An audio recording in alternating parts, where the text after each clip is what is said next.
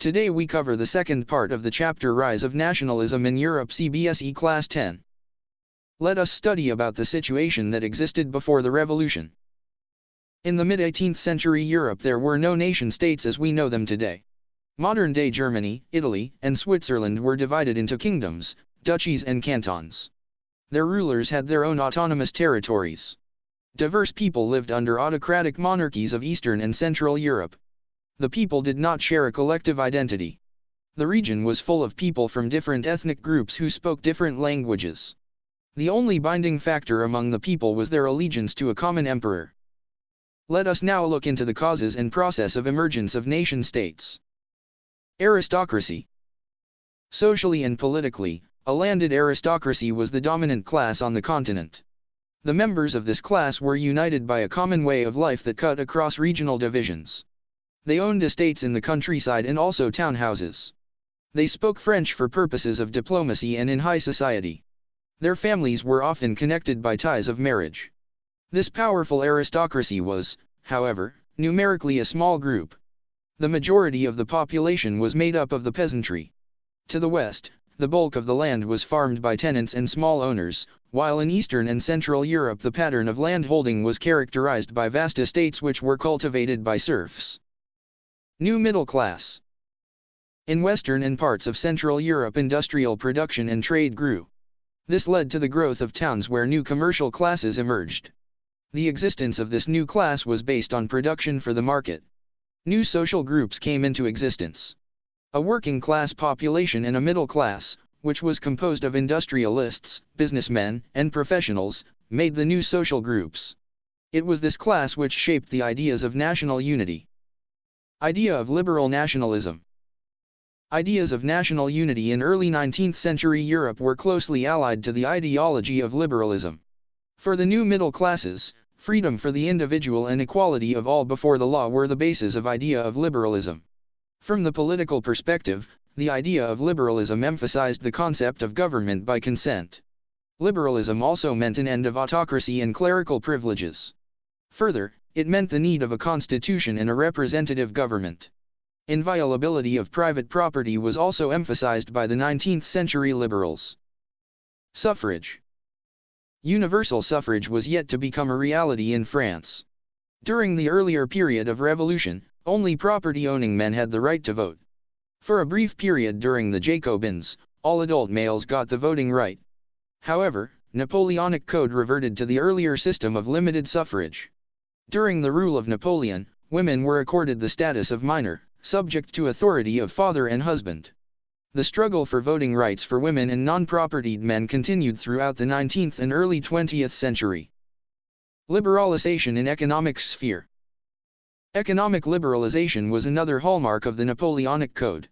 The emerging middle class was also in favor of economic liberalization. Let us take example of German-speaking regions in the first half of 19th century. There were 39 states in this region which were further divided into many principalities. Each principality had its own currency and its own units of measurement. If a merchant traveled from Hamburg to Nuremberg, he had to pass through 11 customs barriers and pay a custom duty of about 5% at each barrier. Custom duty had to be paid according to weight and measure. Wide difference in units of weight and measurement created further confusion. The conditions were not at all business-friendly and served as obstacles to economic activities. The new commercial class was demanding a unified economic territory so that there could be unhindered movement of goods, people, and capital. In 1834, a customs union or Zollverein was formed, at the initiative of Prussia and was joined by most of the German states. Tariff barriers were abolished and the number of currencies was reduced from 30 to 2. Development of a railways network further enhanced mobility. This created some sort of economic nationalism which helped in strengthening the national sentiments which were growing at that time. A new conservatism forms after 1815. Napoleon was defeated in 1815 by the combined power of Britain, Russia, Prussia, and Austria. After the defeat of Napoleon, European governments wanted to follow conservatism. The conservatives believed that established, traditional institutions of state and society should be preserved. They believed in preserving the monarchy, the church, social hierarchies, property and the family. but most of them also wanted to retain the modernization which Napoleon carried out in the spheres of administration. The conservatives believed that modernization would strengthen traditional institutions. It was believed that a modern army, an efficient bureaucracy, a dynamic economy, the abolition of feudalism and serfdom could strengthen the monarchies of Europe. Let us now study about the Treaty of Vienna. The representatives of the European powers, Britain, Russia, Prussia, and Austria, met at Vienna in 1815 to draw up a settlement of Europe. The Austrian Chancellor Duke Metternich was the host of the Congress. The Treaty of Vienna of 1815 was drawn up at this meeting. Its objective was to undo most of the changes which had come in Europe during the Napoleonic Wars. Some of the steps taken according to the Treaty of Vienna are follows. The Bourbon dynasty, which had been deposed during the French Revolution, was restored to power. A series of states were set up on the boundaries of France to prevent French expansion in future. For example, the Kingdom of the Netherlands was set up in the north. Similarly, Genoa was added to Piedmont in the south. Prussia got some important territories on its western frontiers and Austria got control of northern Italy.